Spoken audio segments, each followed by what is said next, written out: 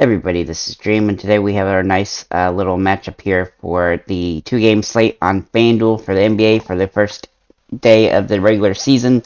So we have two games, Philadelphia, Boston, and the LA Lakers and Golden State. Before we get started, can you please subscribe and then hit the like button on this video? I really do appreciate it. It really helps the channel. And we're growing pretty rapidly, so it's been a lot of fun so far. Obviously, we're going to be doing more NBA now since the season's starting. So with that said, let's get into this particular slate. Alright, so when it comes to this particular slate, the value plays are really good in the point guard and shooting guard positions, and they're kind of lacking in the small forward, power forward, and center positions. And so where I'm going to try to find more value here is in the guards, and then pay up a little bit more in these other positions. So with that said, though, let's get into the guards themselves. So as you can see on FanDuel, you have 2 point guard slots, 2 shooting guard slots, 2 small forward slots, 2 power forward slots, and a center slot. And there's no utility or anything like that, so you can really only use one guy that's a center if that's the case. But today we actually have several guys that have center and power forward positioning, and so we do have some advantages there. Also, for the notable injuries for the slate, Thomas Bryant, the center for the Lakers, is out. Dennis Schroeder, the point guard for the Lakers, is out. That should benefit Kendrick Nunn and Russell Westbrook. And then Robert Williams for Boston, power forward slash center, is out. It should benefit Al Horford and Grant Williams. So let's go ahead and get into the slate and see who I like here at these positions. So let's start at the point guard position. Now, some of these guys are going to be available at shooting guard as well, so just keep that in mind. So my top overall play at point guard is James Harden. He is in a great spot here in this particular matchup. He seems a little bit underpriced for his potential production in this game. He does have tendency to have odd games last season, but overall, I do think he's going to come out swinging and throwing up a lot of shots and also getting assists now that he's got some good options with Embiid and Maxey and Tobias Harris playing around him. He's going to have opportunity to get triple-doubles every single game out, and this is a good matchup for him because Boston does play pretty good defense, but he is somebody that is very difficult to defend in any capacity. Then we're going to look at Jordan Poole.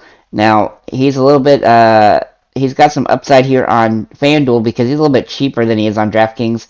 Not only that, but the Warriors head coach, Steve Kerr, said that the starters are probably going to be maxed out at about 30 minutes. And so he does look like a pretty solid play and a good option to offset Tyrese Maxey if you choose to go with Maxey in this particular slate, or you don't want to go to Maxey, but you want somebody similar price, then Jordan Poole is in a great spot here on this position at this price point. Now, he is a little bit more expensive on DraftKings, and I don't love him over there, but he is going to be the sixth man probably for the Warriors this season.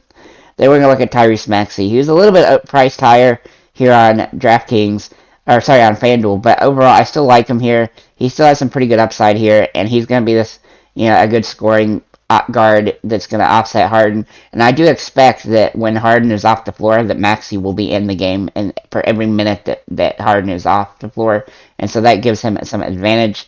The next guy that I like here is Russell Westbrook. Now, he is kind of an enigma spot, and he's kind of a boom or bust option.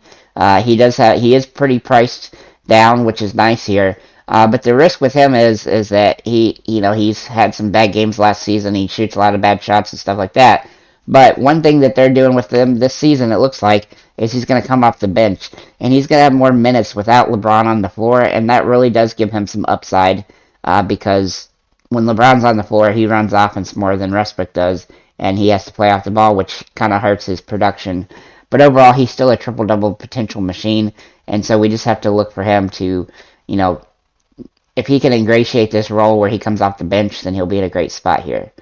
Then we're going to look at some value options and Kendrick Nunn for the Lakers. Now, he's a little bit more expensive than he is on FanDuel. Now, he didn't play last season because he was hurt, but he's been playing good in the preseason, and he looks like he's in a great spot here to have a good game.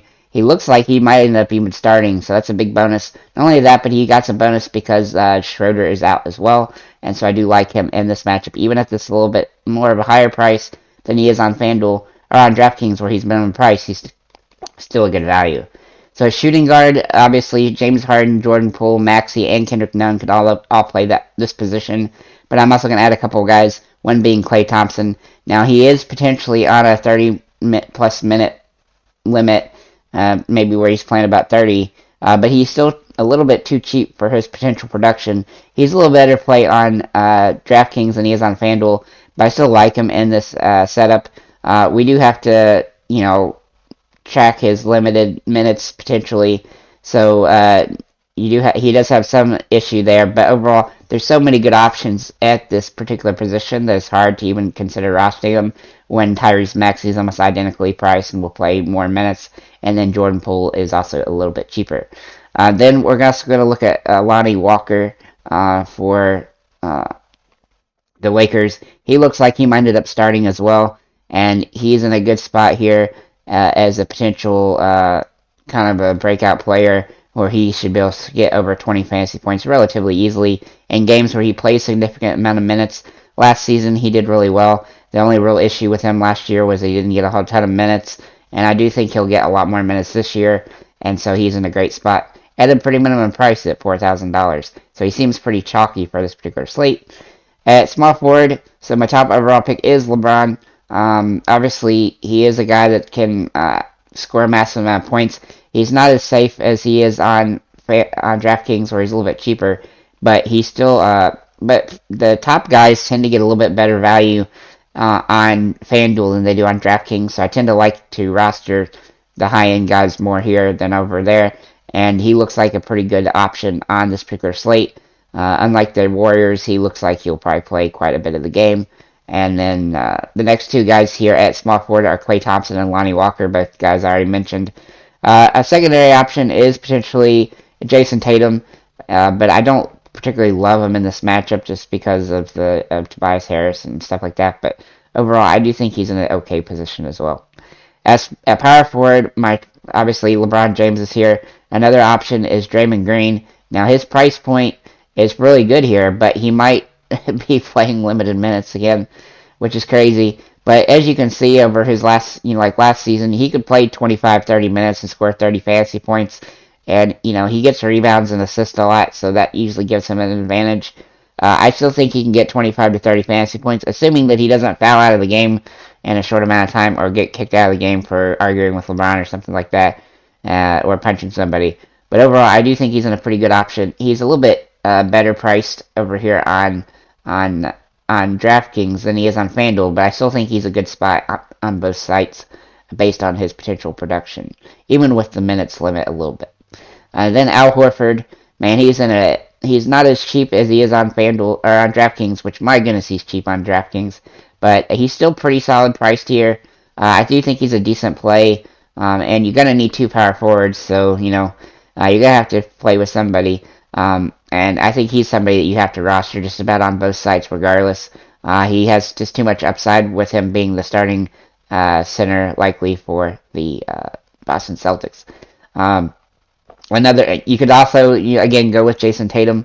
I still think he's in a good spot against Philadelphia as well, but his price is a little bit high, obviously over here, who I already mentioned. But then at center, we obviously have Joel Embiid, who is the top option on the particular slate. As we know, he has some massive upside in games. He is a little bit inconsistent sometimes, but he does fill up the box score, and he scores a lot of fantasy points per minute, and we definitely like that on a slate like this, especially on a short slate where he should be able to get a ton of minutes in this matchup, even though it is a little bit of a tougher one, and Al Horford is a good defensive player. I think Embiid will still score plenty of fantasy points, be a top option.